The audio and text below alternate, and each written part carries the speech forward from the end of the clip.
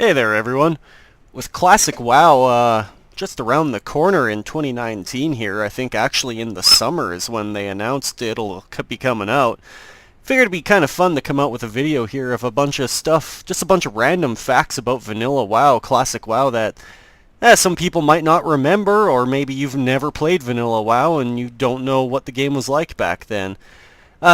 This will not be a definitive list. It's in no particular order, and most of this is just pulled from my memory from Vanilla WoW back in the day, so I might not even be 100% correct on some of these.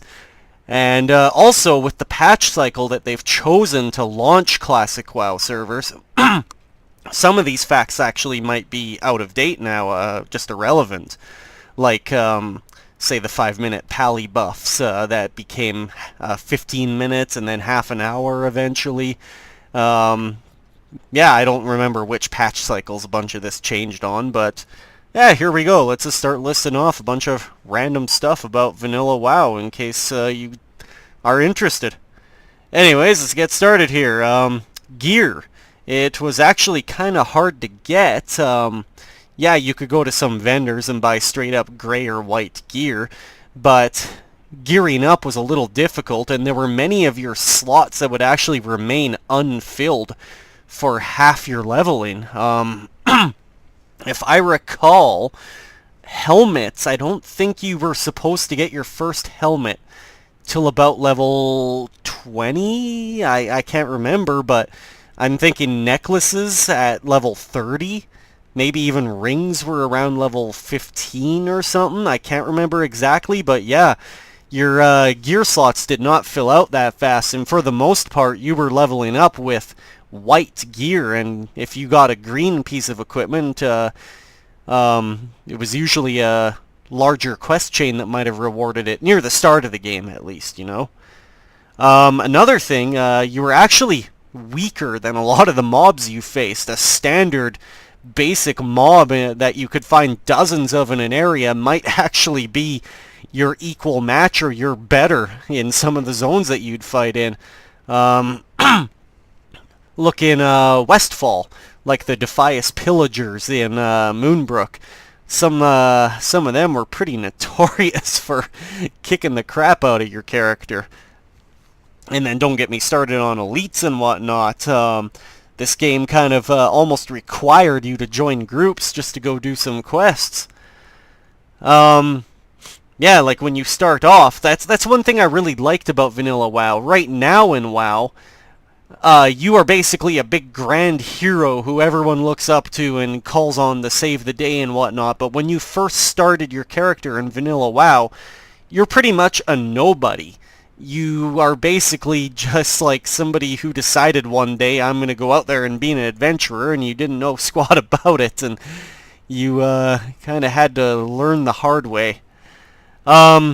Your Hearthstone cooldown, I believe, back in Vanilla, it was just a full 1 hour. So it was quite a bit of time in between being able to hearth back to wherever you had yours set. And I don't think there was a way to reduce that time whatsoever in Vanilla. There were also less flight paths available.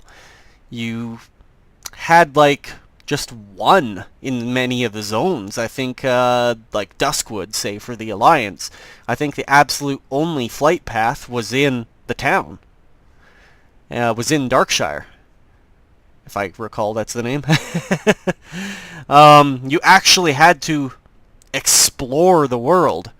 You didn't just pop into a zone and instantly get all the quests you need for that zone, and all your quests are completely isolated to that zone, and then when you're done that zone, you get a quest to go to the next zone. That's the way the game kind of runs right now, but back in Vanilla, you could pick up a random quest from some nobody who will send you halfway across the world, or you'll end up just picking up random quests that are big treasure hunts, like I think there was one called Cortello's Riddle, and there was another random one that you could stumble across in Ungoro. You'd find a boat that you could get a quest from, and it led to a quest chain called Lincoln's Boomerang or something like that. I really, really enjoyed that the game encouraged you to explore around the world, and it offered a wide variety of quests. Like, your quest log could be full of quests that were anywhere from green, lower level, like even gray quests, to quests that are red for you, but 20 levels higher than you at the time. That's what I really enjoyed about the game. It would offer you these quests that it knew were way too difficult for you at the time, but you had the option. When I rolled one of my first characters, a holy priest, I just started grouping with a lot of random adventurers out there, you could say, and I was only level 15 when a group were doing level 32-ish quests in Stranglethorn Vale, and they brought me along. And I snagged all the quests, and they went and killed everything while I kept everyone alive. And I ended up pumping out all the quests in Stranglethorn Vale at level 15, when like doing that solo would have been unheard of. So that was something that I really enjoyed. And just the feel of the world, like everything was new, and it was just magical, you could say. The database websites like Wowhead, I don't think Wowhead even existed at the start there, and Thoughtbot was just getting on its feet, and a lot of people didn't know squat about this game, so a lot of word of mouth in trade chat and general chat, or even local and world defense, a lot of information trading going on there.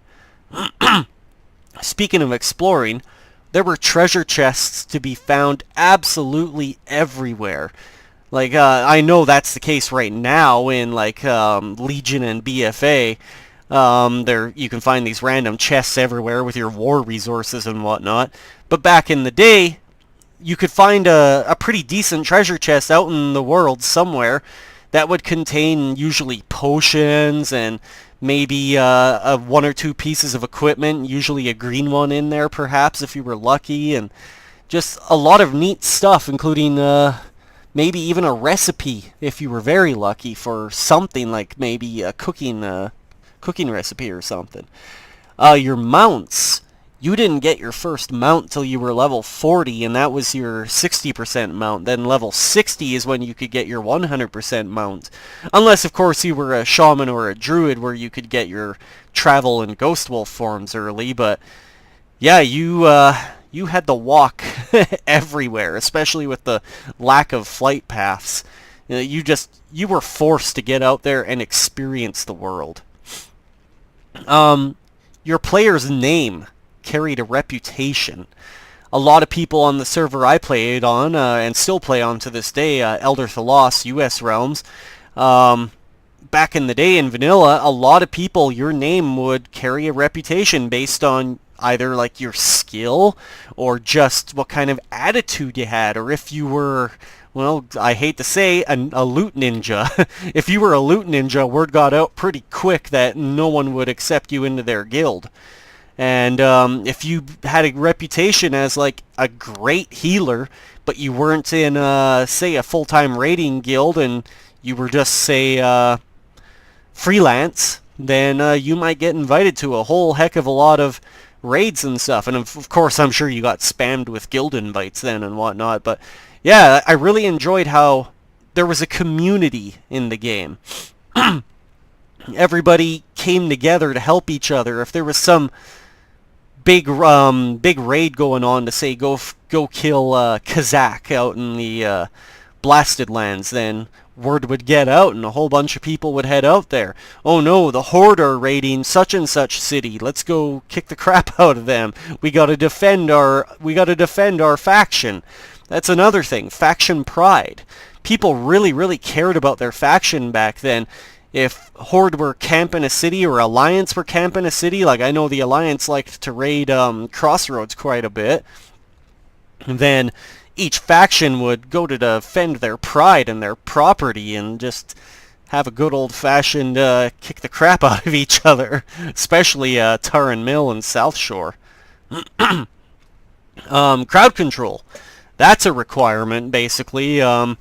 These days you can't just rush in and grab a whole, like, these days you can rush in and just grab a group and just AoE everything down. But back in the day, if you tried to just have your tank rush in and grab a group and everyone tried to AoE things down, your group was going to wipe. You pretty much needed to have good crowd control. Otherwise, you'd end up in a sticky situation pretty quick. You also needed to have a plentiful stock of food and water on you at all times, basically. Well, maybe not the water for some classes, but after plenty of pulls in the game of 1 or 2 mobs, you might already find your health pretty low, and your health did not regenerate very fast, neither did your resource pools for some classes. So you would need to sit down and eat and drink, and you'd be ready to go to kill another handful of mobs again. Unless, of course, you were, like, super well geared or something, but as you're just leveling up in the game and you're questing through some zones that are about your equivalent level, you probably found yourself sitting down and eating and drinking quite a bit, and also first aid. It would be very handy to pick first aid and bandage yourself up. Professions did come in handy. Engineering was a bit hit and miss, except in some very niche situations for some people, but a lot of people found it fun. But yeah, like, you could craft some gear that was definitely upgrades for you if you chose one of the creation professions, like blacksmithing and etc. And the gathering professions, of course, you need those to supply those other professions, but the auction hall really came in handy too. People were not always having a gathering profession for their crafting profession, so sometimes they needed to buy what they needed. And God, potions really came in handy in the game. So alchemists who would be creating a bunch of, say, health and mana potions and putting them on the auction hall, they'd be very welcome.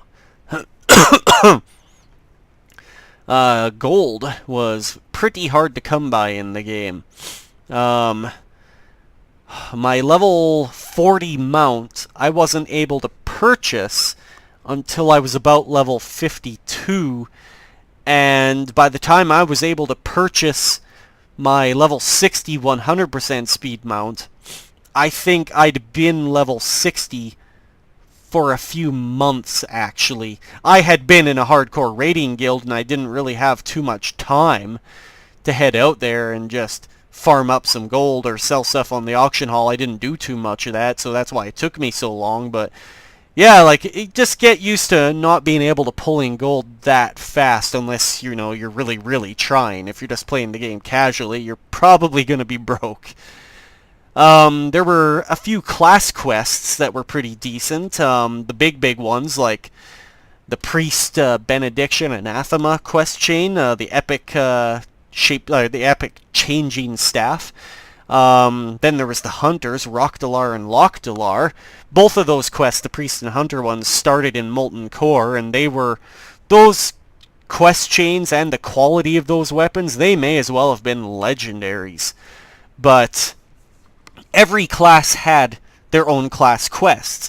Like Warriors, I think, had to go to this Battle Island or something to train, and Paladins, of course, had to go and gather up some materials for certain pieces of equipment, like a Paladin hammer or something. I think you had to go to Shadowfang Keep and get some ingots or something. Then, of course, the Paladins and the Warlocks had their class mounts, which were very fun quest chains as well. But yeah, like Shaman had to go on quest chains to get all their 4 different elemental totems. And I really enjoyed that kind of gameplay, like making you feel like you're becoming this adventurer. You're training. You don't just go up a level and automatically learn some new ability.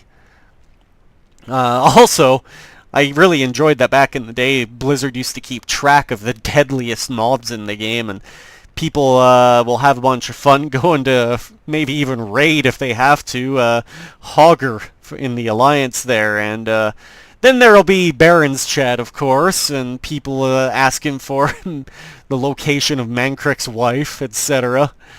There were world bosses, of course, as there always have been, but like I said, there was Lord Kazak and whatnot. But there were also some more minor ones, like, say, Teramis the Devourer, also in the Blasted Lands. Just random bosses that you probably could not solo. You pretty much needed to gather up a group, so you'd just call out in like general chat or something. Devil sores. Those big things. I don't know how they can sneak up on you so easy. It'll be fun to see the Anchorage opening event take place again. Living through that was quite a fun experience, especially when the invasion happened, going on through, I think it lasted all the way through Tanaris, Ungoro, and Silithus. And massive armies from the Karaji. The 40-man raids will be coming back then, of course, and man, it was pretty difficult some nights to get 40 people consistently together, especially when you were first starting in, like, say, Molten Core or Onyxia's Lair, and you're just learning, and you needed all 40 people just to pull off getting through the first trash mobs, let alone, say, making it to Lucifron and whatnot. So if suddenly a couple people had to go to bed and you had no fillers, then sometimes the raid might have fell apart unless everyone managed to pull a little magic out of their butts. As I said before, you needed to kind of group up just to do some regular quests if they were a little difficult or the mobs were too densely packed together. But another reason you might have wanted to group up is that there was no tag sharing. If anybody tagged a mob, that mob turned gray for you, and you could not get any credit or loot from that mob unless that person was also in your party. You're not going to get the share. There were super low drop rates on plenty of quest items, like hyenas that didn't drop their heads, or zebras that didn't drop hooves, and animals that just didn't have teeth for some reason. Let's see here. I accidentally closed my window here that I was looking at. Progression was pretty slow. At the beginning there, you could do almost every quest in almost every zone available to you, and you'd be still a few levels shy of hitting level cap. You kinda needed to grind and grind out dungeons, just grind out random mobs in the world. I don't believe you got experience from your gathering professions, just randomly mining a node. You didn't get any experience. The game was slower in almost every way. I think back then even your melee speed, your melee attack speed was just slower in general. I don't quote me on it, but I think they sped up the regular attack speeds in the game. I don't know when, but I'm pretty sure everything about the game was just slower. Even when it was just you fighting a random mob, like these days, you go and find a random mob the same level as you could probably kill it in 1 or 2 seconds. Back then, it probably took you 10 to 30 seconds for a single mob. And they would respawn fairly quick around you. Even in the dungeons, if your group got halfway through a dungeon and finally wiped, and you had to go through again, well, you might have to hurry because you might have to try and beat the respawn timer. You might have missed it even, and then you'd have to fight through all the trash again, all the way up to the boss you made it to. You had to level up spell ranks, and well, just ability ranks in general. Your spells didn't automatically scale with you like they do now. You had to use different ranks, and sometimes it would actually be beneficial to downrank. Like when I was healing in Molten Core, if I spammed Flash Heal on my priest too much, then I would drain all my mana, but if I downranked it, I could spam it without draining all my mana. Or I could learn to, play better and not spam it so much, or use other abilities that were more mana efficient, like regular heal, even though it's slower. But, you get my point. I used to kite a lot of mobs with my hunter, and some of them I'd actually kill them halfway to my destination because my abilities were hitting them for too hard. But if I downranked them all to rank 1, then the mob would still be like 90% health by the time I made it to my destination, and then have everyone fight the mob that I was just cutting for shits and giggles. You didn't have quest markers on your map. You actually had to read the quest information to find out where to go. You had to listen to hints and clues. And, or, you know, ask everyone, hey, where the heck do I go for this? Half the time it was not readily clear. There was no shimmering effect on quest items to click on, if I recall. Not like you'd see say you gotta click on just a plant for a quest item. You'll see that thing shimmering from a mile away right now, but back then you wouldn't. It wouldn't even be highlighted. You'd have to be mousing around the whole screen at everything you'd think is the quest object until you actually found it. Some classes had to get used to having no bag space. Like hunters with their ammo and warlocks with their soul shards, etc. Raid buffing. Everybody would have to buff up before the raid, and, well, in the earlier days of Vanilla WoW, yeah, like I said earlier in this video, paladin buffs only lasted 5 minutes. The priest buffs had to be applied one person at a time at first. They lasted half an hour at least. Later on, like I said, they buffed the times on these. Like paladin buffs went up to 15 minutes eventually in vanilla. They might have even hit half an hour before Burning Crusade launched. The priest buffs, you could get a specific type of fortitude buff that did the whole party, and it was a full hour, I think. Another thing about raid buffing, in the earlier days of WoW, you could not see stealthed party members. That's right. If somebody in your own party was stealthed, they were completely invisible to you. And if you used, say, a party-wide buff, it still wouldn't apply to them because they were stealthed. So you'd always have to ask all druids and rogues, etc., to unstealth before, like, if they wanted their buffs. All the classes felt truly unique. They all brought very different and special things to the table. They were not more like the last few expansions where the classes started to feel very similar, very blurred together. You could change your talents. You didn't have multi-specs that you could do. You couldn't just, like back in the day, they eventually added dual spec, and then now you can just spec back and forth as you want on the fly. But back then you had to do it, I think, at your trainer, I can't recall, and it started costing you more and more and more money. Like, I think it was like, I don't know, 1 gold, 2 gold, 5 gold, 10 gold, 20 gold, 30 gold. I think it capped at 50 gold, or I hope so. I hope it didn't go any higher. But yeah, it started to get very costly if you found yourself respecking a lot. Stranglethorn Vale, another thing. That place could be very hectic, because with the Horde having Gromgall and the Alliance barely even having a presence there with that refugee camp, and then everyone sharing Booty Bay, yeah, that place is a PvP hotbed. There was a lot of player-made world content, as I mentioned earlier in the video. Like, a lot of the time, hey, Horde is raiding South Shore, let's go kick the shit out of them. And like, there was a lot of capital city raiding back then as well. A lot of the time, a big group would form, hey, let's go kill Thrall in Orgrimmar. And yeah, it was just a lot of fun. Keys. You needed keys for a lot of places in the game. You needed, like, the back door of Strathholm and stuff like that. And there was a key for Nomergon. There were keys for Scarlet Monastery. And at first, you didn't have a keychain, so you had to have these keys on you all the time. And then eventually they added the keychain slot. And then later on, they just took keys out entirely.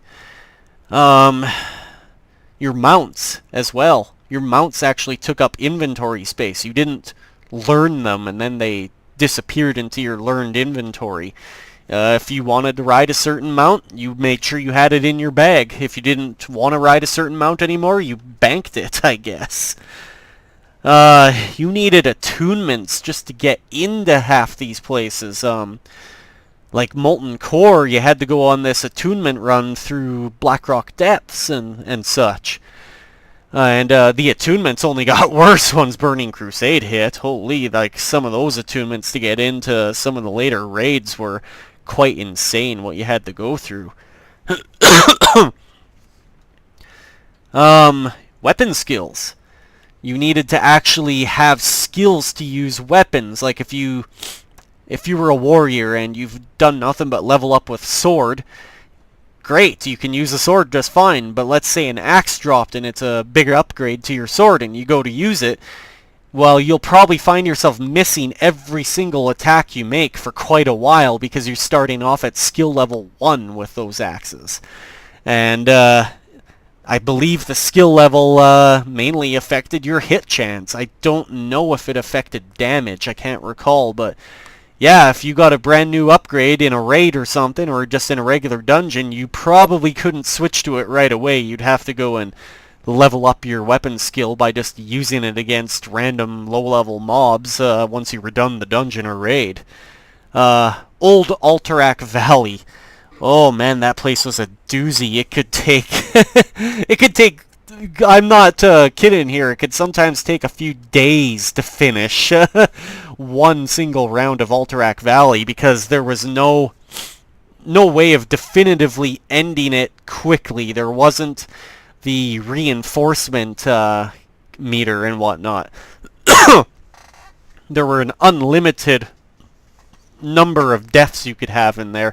The absolute only way to win was to kill the end boss of each faction, but it was not a viable strategy to Zerg Rush. You would get the crap kicked out of your Battlegrounds group.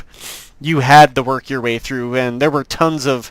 I'm not sure if they still exist in Alterac Valley, but there were tons of quests that you could turn in. Not just for getting gear and leveling up your faction reputation, but you could, I think, level up the quality and effectiveness of your NPCs. And you could summon the large elemental lords, well, not elemental lords, but just large elementals and whatnot, to go on a rampage up against the enemy base, which would usually be something you really wanted to do, because it could push the battle in your favor. A few random glitches existed back then, which I'm sure will no longer exist, but some of them were pretty fun. One I called corpse sliding. Somebody die and they could control their corpse still, like just slide it all around the ground everywhere. I don't know, I found some of this amusing. Some corpse afterwards, even if the guy released, their corpse would be spinning infinitely in a circle. And last random tidbit I have on here is exclusively for hunters. Feigned death. It actually killed you when the timer expired. I don't know if that is still in the game, as I have not tested that since Vanilla WoW, but I once feigned death for the full, I think it was 6-minute timer, and yeah, when it expired, my character expired. He just went, and died. So I guess if you fake it for too long, it happens for real. Anyways, I hope you have all enjoyed my random tidbits and rambling here, but just a few random things that I thought would be interesting to go on about classic WoW, since it's coming out here eventually, and in case you didn't remember some of this or you've never played. Well, until next time, everyone, take care. Hope you enjoyed.